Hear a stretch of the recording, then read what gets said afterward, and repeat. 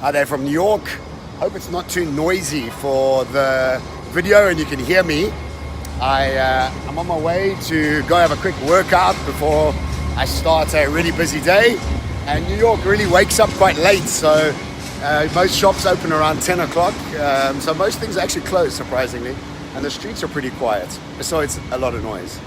I've been meeting a lot of people while I've been here in New York, and everybody seems to have a similar story, and it's got me thinking around me coming here and the difference between people I watch creating linear paths for life or linear ways of creating their visions, linear ways to go about creating their lives, or exponential ways.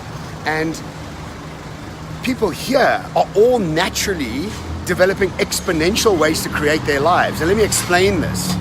And for the longest time, I have developed my life based on, if I do A, then I go to B, then I go to C, then I must get better to get to E. And it's been a sort of natural progression moving towards my goal. That's linear. And I think that's what most of us actually do. But if we think about planning our lives exponentially, when we think about planning our lives in this audacious way, we start in exactly the opposite way. We start with the end in mind at Z and work backwards to A. And that's what I see in people here in New York, is they arrive here, lots of them with very little planning, maybe lots of them with a lot of planning. With Steve Uriah with Switch, he's had a lot of planning, but lots of people land here with no plan and then work backwards.